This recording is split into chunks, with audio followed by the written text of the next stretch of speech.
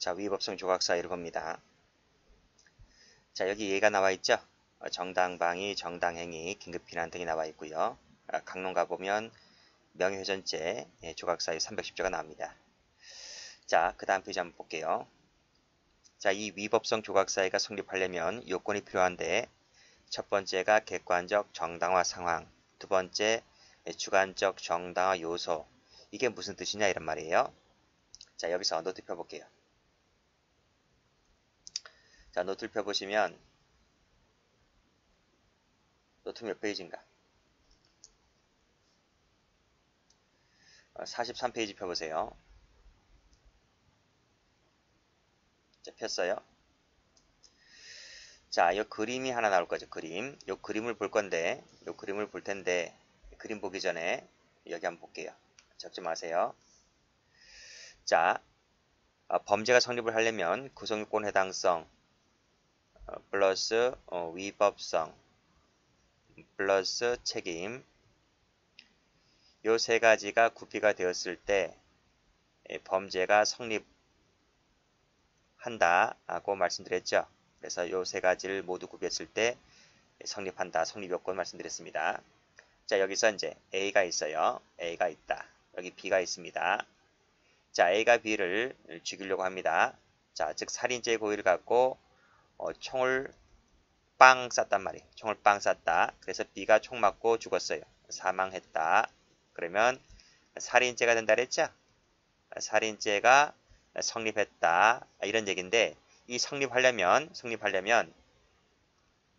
자, 방금 말씀드린 대로 구성요건 해당성이 인정되어야 하고 위법성도 갖춰야 되고 책임도 갖춰야 되는 거예요. 이 세 가지가 모두 구비되었을 때 성립한다 라고 말씀드렸는데 자, 여기서 우리가 이제 구성요건 해석이 봤어요.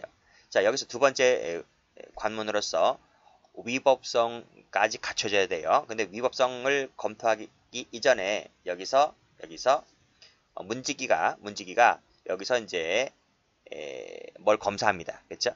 총알이 날아갑니다. 총알이 쭉 날아가는데 첫 번째 구성요건 해당성은 통과했습니다. 자, 두 번째를 통과하려고 하는데 여기서 문지기가 출입증을 검사한다는 거예요. 검사한다. 그게 바로 뭐다? 위법성 조각사유가 있는지 없는지를 검토한다. 만약에 없다면 이것도 통과되는 거죠. 통과되는 거예요. 그리고 세 번째 책임까지 가서 또 문지기가 또 검사합니다. 그래서 이제 책임 조각사유가 있는지 없는지를 또 한번 검토한단 말이에요. 그게 없다면 결국 총알이 이 터널을 모두 뚫고 가서 살인죄가 성립하는 마지막에 관문까지 다 통과하게 된 거예요. 그쵸? 자, 그러면 첫 번째로서 뭘 본다? 위법성 조각사유가 있는지 없는지를 보게 되는데 요것이 바로 뭐다? 여기 나와 있죠. 우리가 구성요건 해당성은 두 가지가 있다 그랬어요.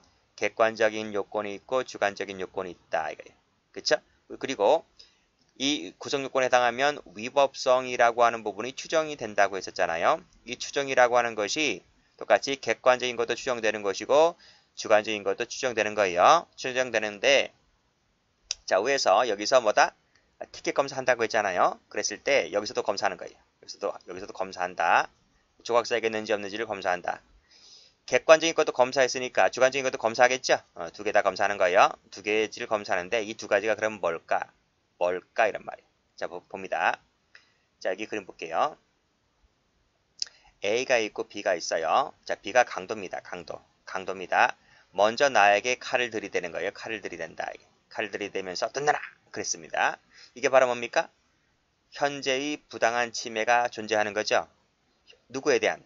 A에 대한. A 생명, 신체, 재산 등에 대한 현재의 부당한 침해가 존재하는 거죠. 그쵸? 이것이 바로 뭐다? 올라가 보면 객관적으로 정당화할 수 있는 상황이 만들어진 거지. 그쵸? 정당화할 수 있는 상황이 만들어졌다. 내가 B를 때릴 수 있는 객관적으로 보았을 때, 그치? 있는 그대로의 사실로 보았을 때 정당화할 수 있는 상황이 만들어진 거잖아요. 그쵸? 그래서 이 정당방위가 되려면 반드시 객정이 존재해야 되는 거예요. 두 번째로서 자, 살인죄 고의가 아니라 정당방위를 하겠다는 의사를 가지고 몽둥이 등을 들여서 때려야 되는 거예요. 그렇죠? 그것이 바로 뭐다? 주관적 정당 요소를 갖고 때렸다 이런 말이에요. 살인죄 고의를 때리는 것이 아니라 정당방위를 하겠다는 의사를 갖고 때렸을 때 이것이 이 위법성 조각사유가 되는 거예요. 그래서 이 위법성 조각사유가 되려면 두 가지 조건을 갖춰야 됩니다. 하나가 객관적으로 정당화할 수 있는 상황이 만들어질 것. 두 번째로서는 살인죄의 고의가 아니라 정당방위를 하겠다는 의사를 갖고 때릴 것 이런 말이에요. 그 이 두 가지가 모두 구비되었을 때 위법성이 조각되는 것이다 이런 말입니다. 어느 하나라도 없으면 안 돼요. 두 가지 모두 다 갖춰져야 되는 거예요. 그래서 위에 것도 있고 밑에 것도 있고 그래야지만 이 날라오는 총알을 위에서도 막아버리고 밑에서도 막아버리는 거예요. 아시겠죠? 만약 하나가 이 막지를 못하게 되면 가슴 파기를 통과하든 다리를 통과하든 뭐가 하나 통과가 되어서 몸이 성하지 않게 되는 거예요. 그래서 이 두 가지 모두 구비되었을 때 완벽하게 방어막이 구비되는 거예요. 방어막이. 아시겠죠? 그래서 총알이 통과하지 못하게 되는 겁니다. 그래서 거듭 말씀드리면 위법성 조각사유가 성립하려면 객정, 주정이 모두 구비되어야 한다. 이것을 알아두시면 돼요. 자, 여기서 교재를 다시 한번 가봅니다. 자, 여기 나와 있지? 성립 요건으로서 객관적으로 정당화할 수 있는 상황이 만들어질 것. 그게 바로 정당방위에서는 현재의 부당한 침해가 존재할 것 이런 말입니다. 이게 있어야지만 결과방 가치를 탈락시킵니다. 두 번째로서 주관적 정당 요소가 뭐가 있다? 정당방위에서는 정당방위를 하겠다는 의사가 존재할 것. 긴급피난에서는 긴급피난 의사가 존재할 것. 이게 있어야지만 행위방 가치를 탈락시킵니다. 됐어요? 됐어요. 우리 판례도 그런 입장이죠. 여기 보시게 되면 정당방위 의사가 있을 것, 긴급피난 의사가 있을 것이라고 해서 필요서를 취하고 있습니다. 우리 판례는. 자, 됐죠? 자, 필요 여부 나와 있죠? 필요 여부는 당연히 필요설입니다. 필요설이다. 자, 필요설인데 여기서 이 필요설 관련해서 이런 얘기가 나와요. 여기 인적 불법론 위에 가보면 뭐 결과방가치 이론론 이런 말 나오는데 전 시간에 제가 행위방가치론 결과방가치론 할 때 약간 설명을 드렸죠? 조금 더 부연 설명합니다. 자, 여기 보시면 여기 고전적 범죄체계론 나와요. 그쵸? 그리고 신고전적이 나오는데 일단 고전적부터 볼게요. 고전적 범죄체계론은 이런 입장이에요. 객관적인 것은 불법으로, 불법이란 말은 구성권 해당성 위법성으로, 그쵸? 요 불법으로 가고 주관적인 것은 책임으로 가라 이런 입장인 거예요. 그러니까 자 보세요. 구성권 해당성 플러스 위법성 플러스 책임이 있다 했을 때 자 여기 요 두 가지가 뭐예요? 요 두 가지가 불법이잖아. 불법. 이게 불법이란 말이에요. 불법이고 자 그래서 요 불법은 객관적인 거 그쵸? 그러니까 구성요건도 객관적이고 위법성도 객관적이고 그 다음 주관적인 것은 책임으로 간다 그랬죠? 그래서 책임론은 주관적이란 말이 주관적이 뭔데? 고의과실이라면 고의과실 그래서 이 고전적 범죄 체계로는 고의과실을 어디로 보냈다? 책임으로 보냈다는 거야. 구성요건은 오로지 객관적이어야 한다. 구성요건은 오로지 객관적 그를 상쇄시킬 수 있는 위법성 조각사유도 오로지 객관적인 것. 그래서 여기서는 주관적인 것이 없어요. 오늘날의 통설은 있죠. 두 개 다 있죠? 여기 두 개 다 있잖아요. 여기 보세요. 여기 두 개 다 있잖아요. 객관적인 것도 있고 주관적인 것 있죠? 이건 오늘날의 통설이라니까. 근데 처음에 체계론에서 처음으로 등장했던 고전적 범죄 체계론에서는 구성요건은 오로지 객관적인 것밖에 없었어요. 주관적인 것은 여기 있다니까요. 그쵸? 그러니까 여기서 구성요건이 이거 하나밖에 없다 보니까 따라서 자 구성요건 해당성이 인정되면 위법성이 추정되겠지? 추정됩니다. 그러면 조각사유라고 하는 것도 구성요건 하나밖에 없다 보니까 위법성 조각사유도 요거를 막아줄 수 있는 하나밖에 없는 거예요. 문지기가. 두 가지 필요 없는 거예요. 그러니까 위법성 조각사유라고 하는 것도 객관적인 정당한 상황만 존재하는 거예요. 여기서는 주관적 정당 요소라고 하는 것이 필요가 없는 거예요. 됐습니까? 자, 이러한 틀을 객관적인 것은 불법으로 보내고 주관적인 것은 책임으로 보낸다. 이러한 틀은 신고전적에도 똑같이 이 승계를 하는 거예요. 고전적에서 이렇게 만들어 놨던 틀은 신고전적도 그대로 이어받는 거예요. 그대로 이어받는데 약간 업그레이드가 돼요. 업그레이드. 그래서 고전적을 그대로 이어받으면서 약간을 수정 보완을 했다라고 해서 일단은 객관적인 것은 불법으로 주관적인 것은 책임으로는 똑같단 말이에요. 똑같기 때문에 고전적이든 신고전적이든 똑같이 뭐다? 구성요건도 객관적, 위법성 정당화, 위법성 조각 사유도 객관적, 책임은 주관적. 이건 똑같단 말이에요. 고전적이든 신고전적이든. 됐습니까? 자, 그래서 다시 교재 와볼게요. 교재를 와보시면 이 주관적 정당화 요소 브루셀 나와 있지? 브루셀 나와 있어요. 브루셀 같은 경우는 적어볼게요. 자, 따라서 적으세요. 고전적이든 신고전적이든 이 범죄체계론에서는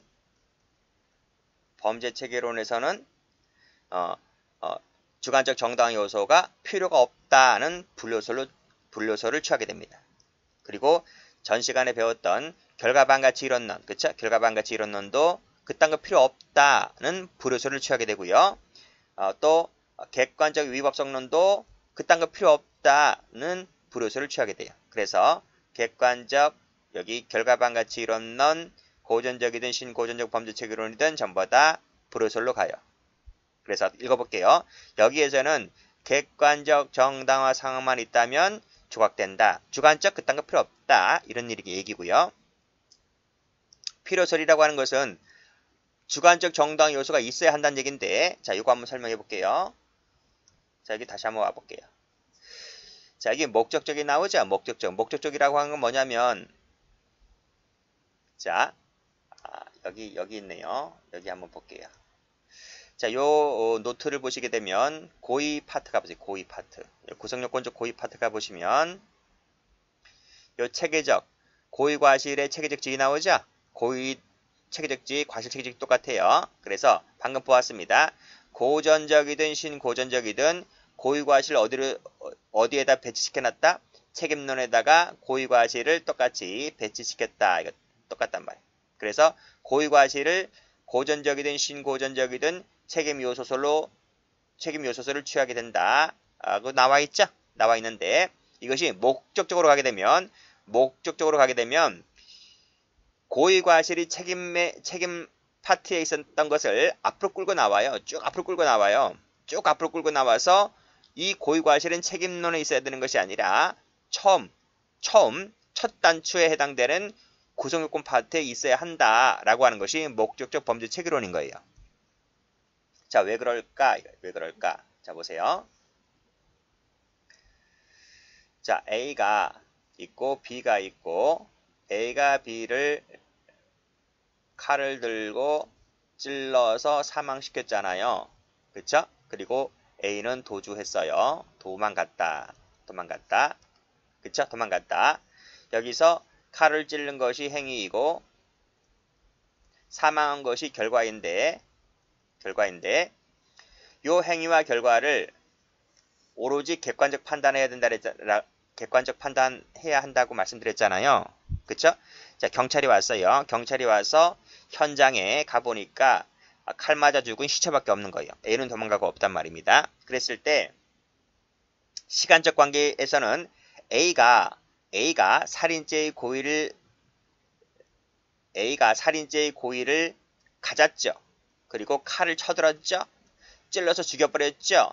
시간적 순서는 이렇게 됩니다. 1번에서 2번, 2번에서 3번 이렇게 시간적 순서입니다. 그렇죠? 시간적 순서는 1번, 2번, 3번 이렇게 흐른다. 반대로 현장에 가보니까 결과만 있는 거야. 결과만 있고 A는 도망갔단 말이죠. 그래서 역순으로 취하게 되면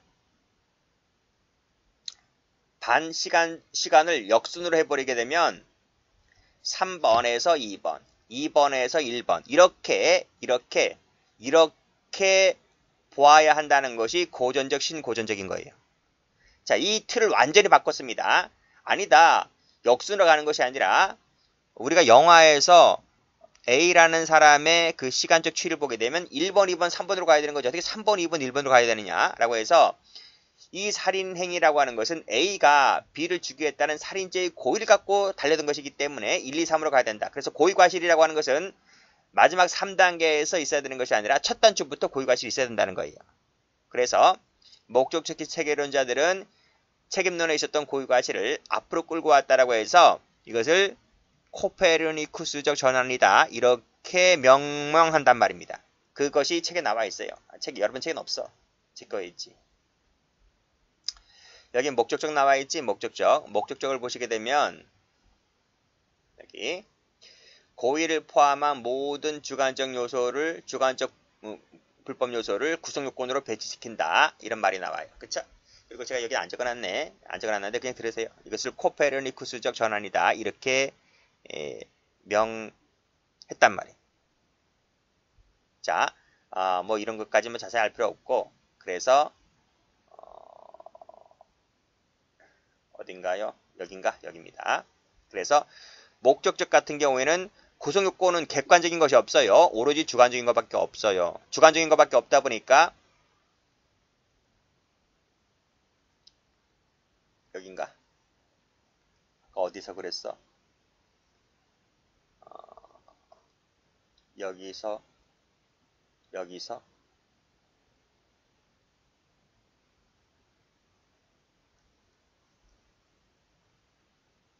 잠깐만요. 아니 저는 아는데 그치 여기 보면 자 첫 번째 그림은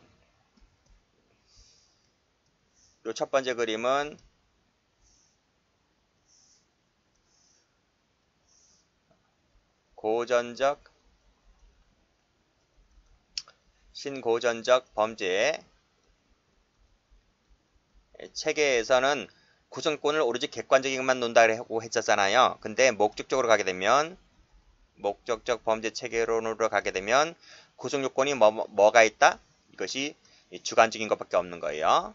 그렇다 보니까 플러스 위법성이라고 하는 것도 뭐만 필요하다? 그치? 똑같이 구성권 당성이 인정되면 위법성이 추정될 텐데 따라서 위법성 조각 사유가 필요한 것은 요거를 막아줄 수 있는 뭐만 필요하다? 그렇지. 주관적 정당화 요소만 필요하다는 입장이 되는 거예요. 됐습니까? 다시 한번 정리할게요. 고전적이나 신고전적에서는 위법성 조각 사이가 객관적인 것만 필요하다. 반대로 목적적인 것은 위법성 조각 사유가 주관적인 정당 요소만 필요하다. 이런 입장인 거예요. 그리고 이 두 가지가 합쳐진 것이 뭐냐면 이것이 합일태적입니다. 합일태적 범죄 체계론인데 이 두 개를 합치면 되는 거예요. 이거 합쳐버리면 어떻게 됩니까? 구성요건의 해당성이 이렇게 윗칸은 객관적인 거로 가고 주관적인 것은 밑에 칸으로 가는 거예요. 그 합쳐진 거예요. 그래서 위법성 조각 사유는 똑같이 이것도 추정되고 이것도 추정되다 보니까 각각 막아줄 수 있는 각각이 필요한 거예요. 그래서 위의 것은 객관적 정당화 상황, 밑에 것은 주관적 정당화 요소 이 두 가지가 모두 필요한 거예요. 이래서 이것이 오늘날의 통설이 되는 거예요. 그래서 쭉 내려와 보시면 이 합일태적이 바로 뭐다? 두 가지를 합쳤다 이런 말이에요. 그래서 이 결과반 가치, 행위반 가치를 동일하게 고려하게 되고 또 객관적인 것은 윗칸, 주관 것은 밑에 칸. 그래서 이원적 인적불법론으로 연결되는 거예요.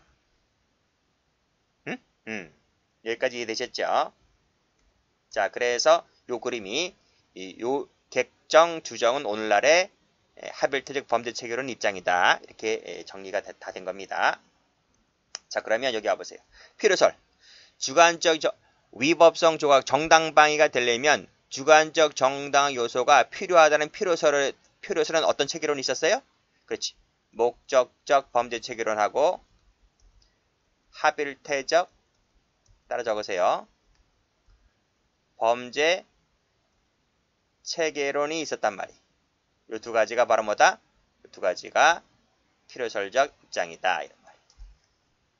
됐죠? 됐고 여기에서 나오는 것이 인적불법론이라고 하는 거 나왔지? 목적적은 이론적 인적불법론이고 이건 이론적 인적불법론. 맞죠? 그리고 합일태적은 이원적 인적 불법론 이렇게 되는 거예요. 됐고 이런 거 다 필기해 두세요. 필기해 두시면 아주 좋아요. 필기해 두시면 써먹을 그 다음 페이지 다 써먹는단 말이에요. 그래도 그 다음 시간 여기 나오잖아요. 여기 기출문제도 보면 여기 이론적 그쵸? 이론적이란 말 나오지? 그리고 다음 페이지도 보게 되면 여기도 다 필기를 해야 될 건데 이건 다음 시간 할 거예요. 일단은 여기까지는 다 적어주세요. 여기까지는 다 적어주세요.